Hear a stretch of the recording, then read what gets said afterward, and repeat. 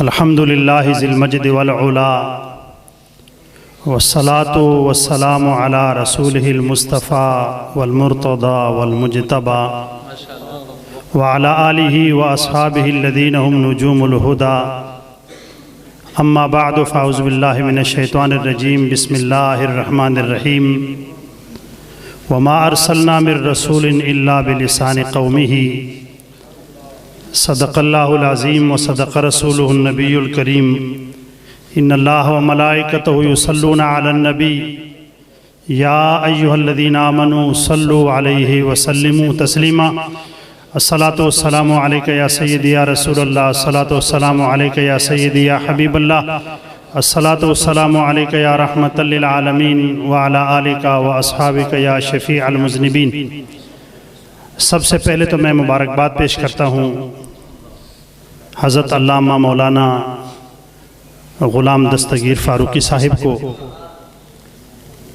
اور میں اس سے زیادہ مبارکباد پیش کرتا ہوں ان کے والد محترم پیر طریقت حافظ محمد قاسم صاحب کو، اور یہ بات بھی ان کے لیے خوش آئندہ ہے کہ ماشاءاللہ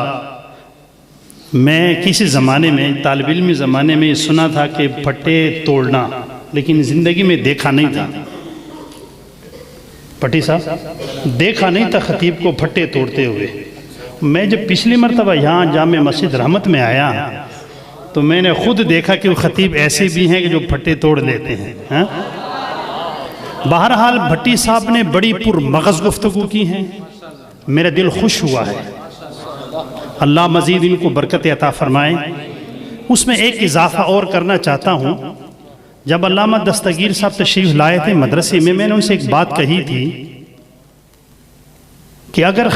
ناراض نہ ہو، نہ اگر کوئی کسی عالم دین کے ساتھ قلبی تعلق اور لگاؤ رکھتا ہے، کسی کے خلاف بولنا، اللہ کے گھر میں کھڑے ہو کر حلفاً یہ بات بتا رہا ہوں کسی کے خلاف نہیں بول رہا،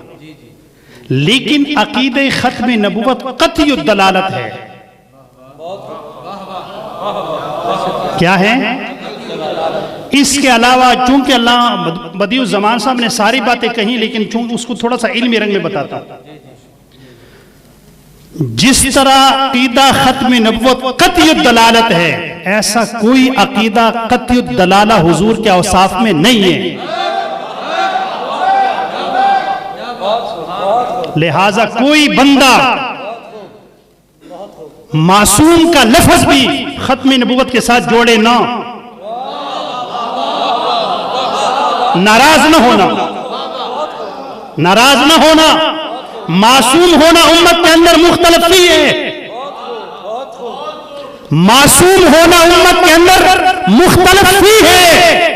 لیکن ختم نبوت ہونا پوری امت مسلمہ کے اندر قطعی طور پر ہے، اس کے اندر کسی امتی کا کوئی اختلاف نہیں ہے۔ لہٰذا میں بڑے دکھ سے بات کہہ رہا ہوں، پتہ نہیں جانے میں یا انجانے میں، ختم نبوت کے نعرے کے ساتھ معصومیت کا نعرہ جوڑنا یہ کہیں ایسا تو نہیں کہ جیسے مشکوک بنایا گیا معصومیت والے معاملے کو، کہیں ختم نبوت کو مشکوک تو نہیں بنایا والعیاذ باللہ۔ لہٰذا جو علمی محاذ پر کام کرنے والے میرے احباب ہیں، میں بدیع الزمان صاحب کی اس بات کی مکمل تائید کرتے ہوئے اس بات کا بھی اضافہ کرتا ہوں، چونکہ علمی بات تھی اور میں ذمہ دار ہو کر یہ بات کر رہا ہوں، میں پڑھانے والا بندہ ایک بات کر رہا ہوں کہ معصوم ہونا امت کے اندر یاد رکھنا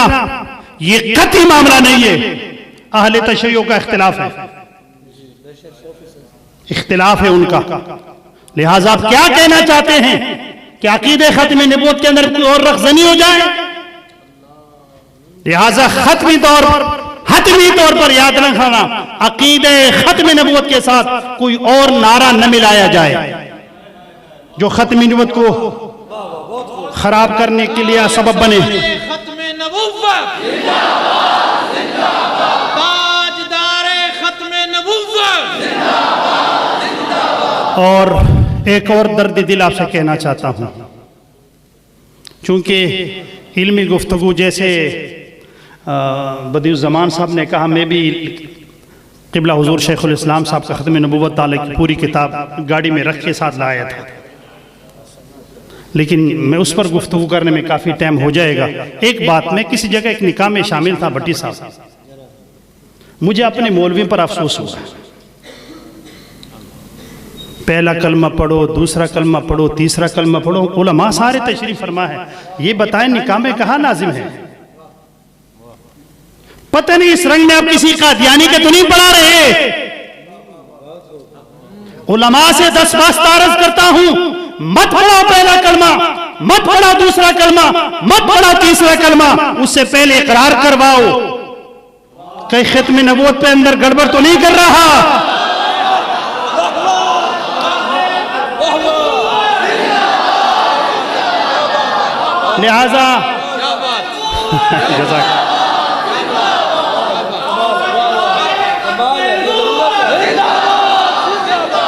لہذا آج کے بعد جتنے ہمارے علماء کرام، 10 بستہ عرض کرتا ہوں، کسی کے ساتھ کوئی کمپرومائز کرنے کی کوئی ضرورت نہیں۔ جتنے علماء کرام نکاح پڑھانے کے لیے جاتے ہیں، اور بتاؤں کس کا نکاح تھا؟ ڈوب مرنے والی بات ہے، اہل تشیع کا تھا، لیکن انہوں نے اپنے دونوں جوڑوں سے، لڑکا اور لڑکی دونوں سے کہلوایا۔ علماء سے 10 بستہ عرض کرتا ہوں، کسی کتاب کے اندر نکاح کے وقت کلمے کا کوئی تذکرہ کے نہیں لکھا ہوا۔ ہم تو بعض چیزوں کے اندر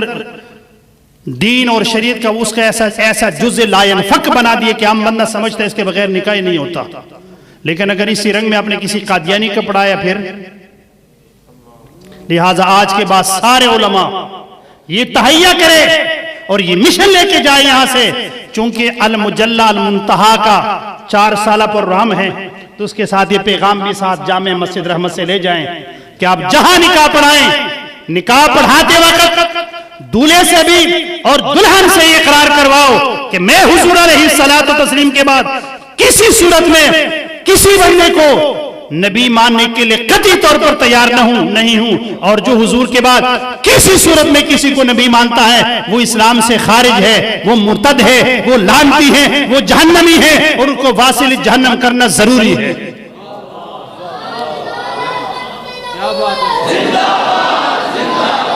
اور آخری بات جتنے طلباء ہیں، اب دیکھو نا، بدیع الزمان صاحب کی صرف جذبات نہیں تھی، دلائل بھی تھے، تو آپ کو صرف نعرے نہ ہو، دلائل بھی ہو۔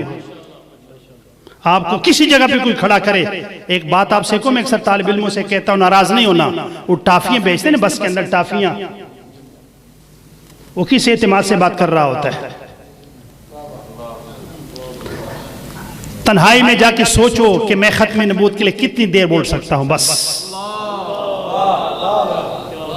صرف سننا نہیں، یہ آپ کے فرائض میں سے ہے۔ مجھے یاد ہے میں جامعہ نعیمی میں سال 4 میں تھا، ایک قادیانی کے ساتھ ہمارا مناظرہ تھا، تو یہ کیسا عقیدہ ہے، یاد رکھنا، یہ امت مسلمہ کے اندر متفق علیہ ہیں۔ اللہ سبحانہ وتعالی جتنے دوست احباب اس عقیدہ ختم نبوت کے لیے کام کر رہے ہیں، ان کو دعا کے لیے ضرورت نہیں ہے، دعا مدی مکین خمد غزرہ خود عطا فرما رہے ہیں۔ منت منے، فارسی میں کہنے تھے منت منے کہ خدمت سلطان ہمی کنی، منت ازو شناس کے بخدمت بداشت۔ یہ احسان نہ کر، یہ احسان نہ کر کہ بادشاہ کی خدمت کر رہا ہے، یہ احسان سمجھ کہ بادشاہ نے تجھے خدمت کے لیے رکھا۔